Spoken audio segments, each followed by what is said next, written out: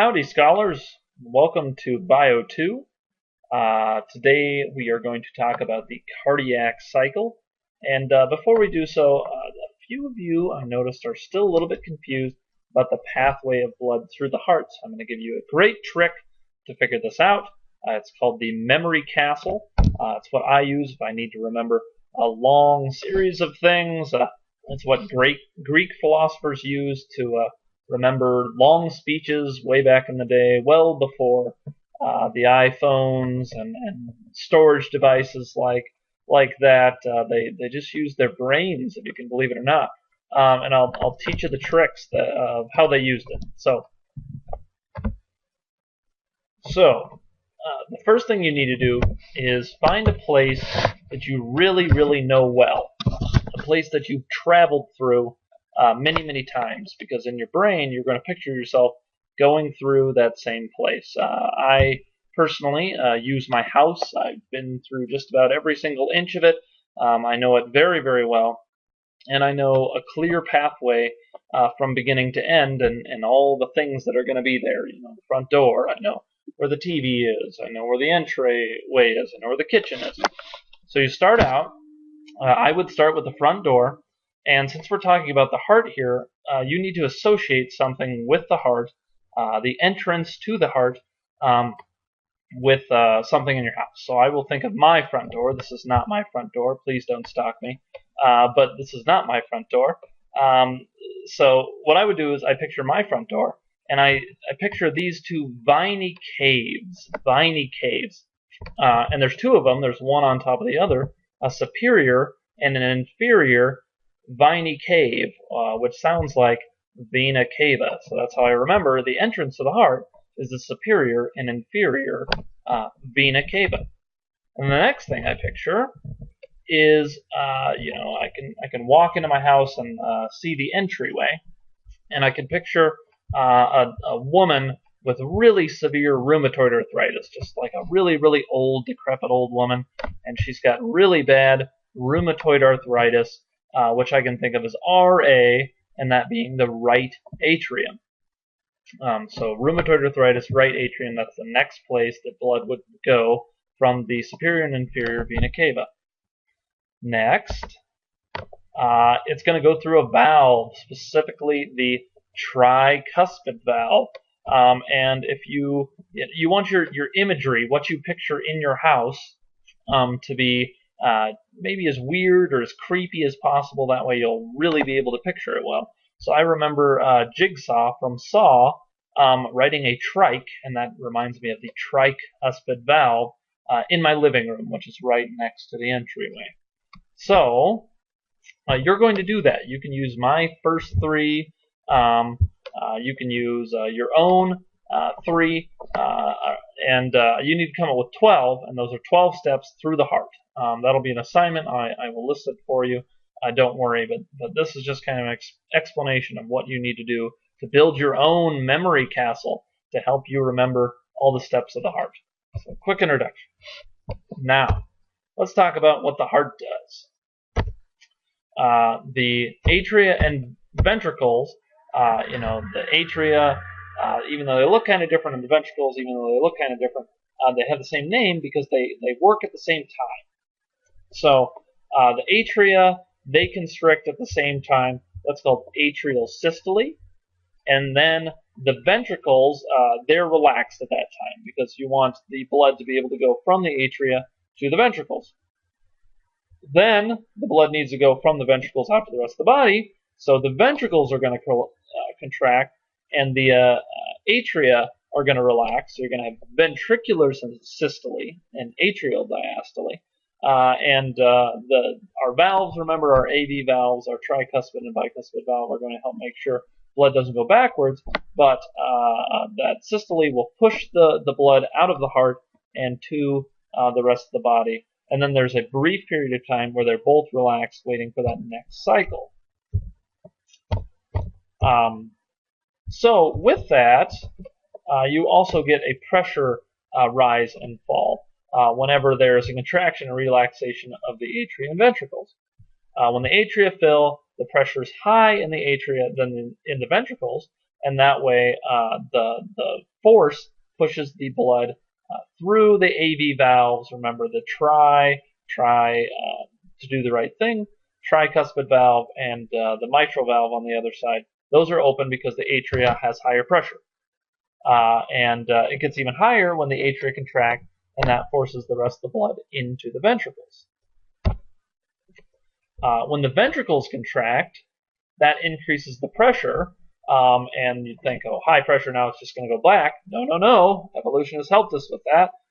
So we don't have backflow, and the way that works is the AV valves.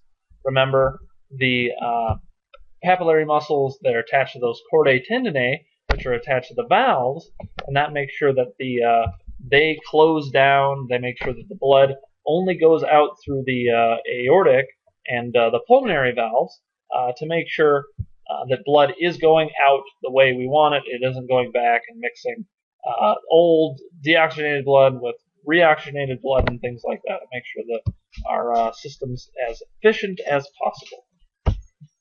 And here's a picture of what that looks like. So during atrial systole, remember, ventricular diastole is occurring where they're relaxed and the atria are contracted, pushing that blood as hard as it can into the ventricles to fill them up. And then you're going to get ventricular diastole. We've got our big, strong muscles, especially in our left ventricle, pushing, contracting very hard. And then you can see our papillary muscles pulling on those chordae tendineae. They close those valves right up. And then our blood goes where we want it to go. And then because the atria are relaxed, they're in diastole, you can get blood flowing in to the atria as well. Let's talk about heart sounds. Go ahead, hold your hand over your heart briefly. Listen to that sound. Feel that sound. It kind of sounds like lubbed up, lubbed up, lubbed up. Well, that's actually caused by the blood rushing in and changing direction very quickly, and the valves closing.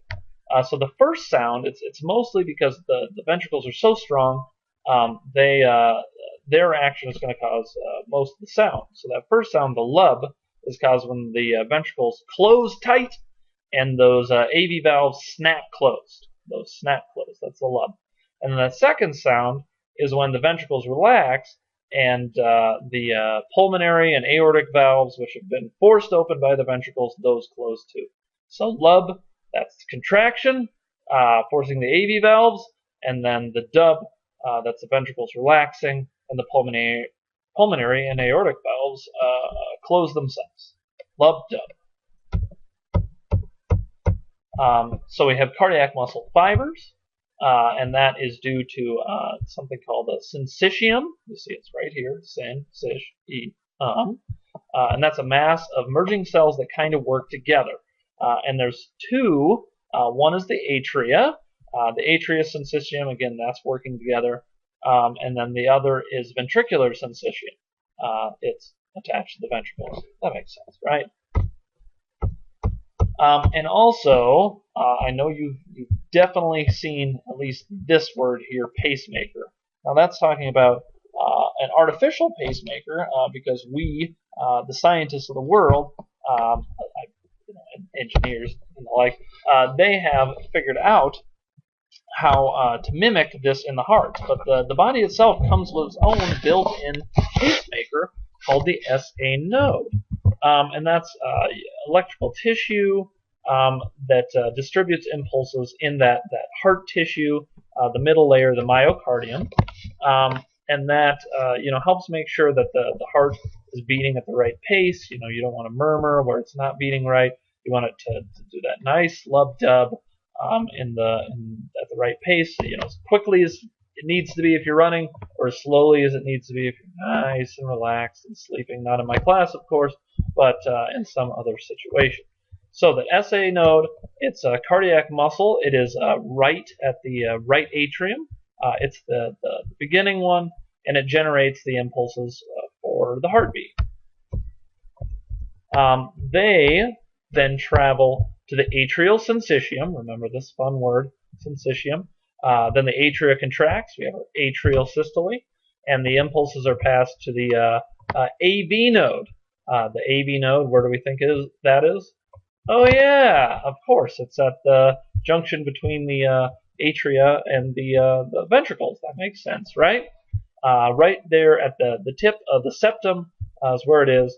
The junctional fibers are small and allows the atria to contract before the impulses are spread to the ventricles.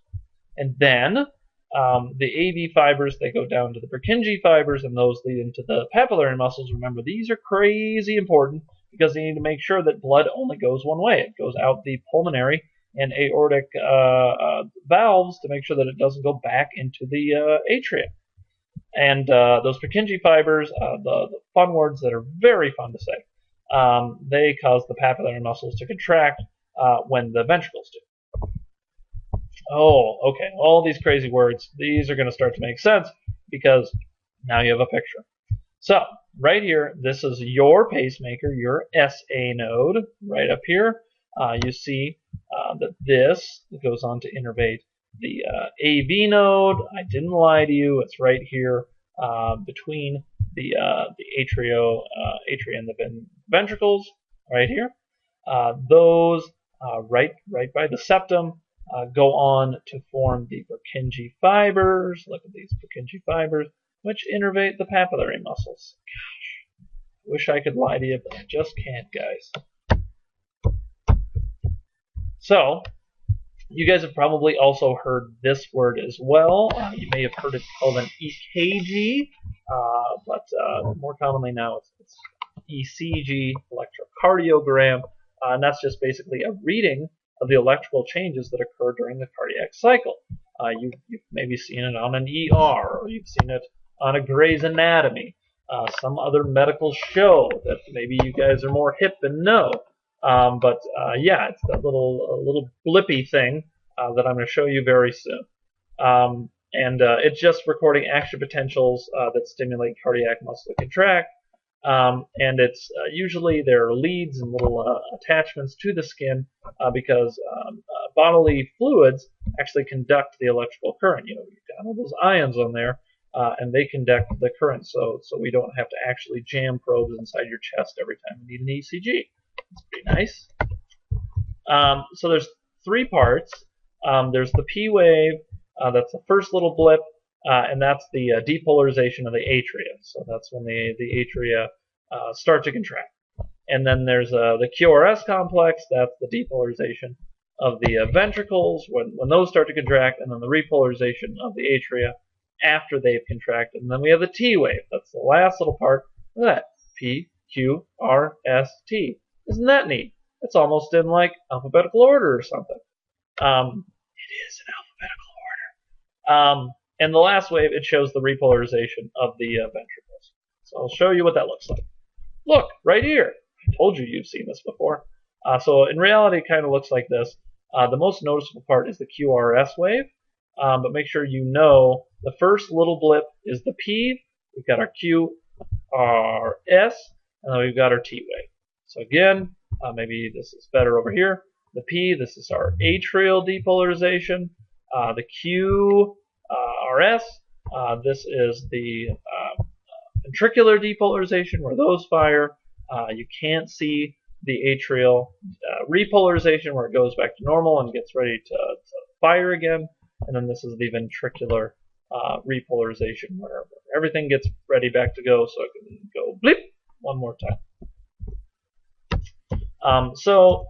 If your heart beat at exactly the same rate throughout your entire life, your life would be very boring, and sports would also probably be really stinky to watch. So instead, your body tells you when your heart needs to speed up and when your heart needs to slow down through regulation.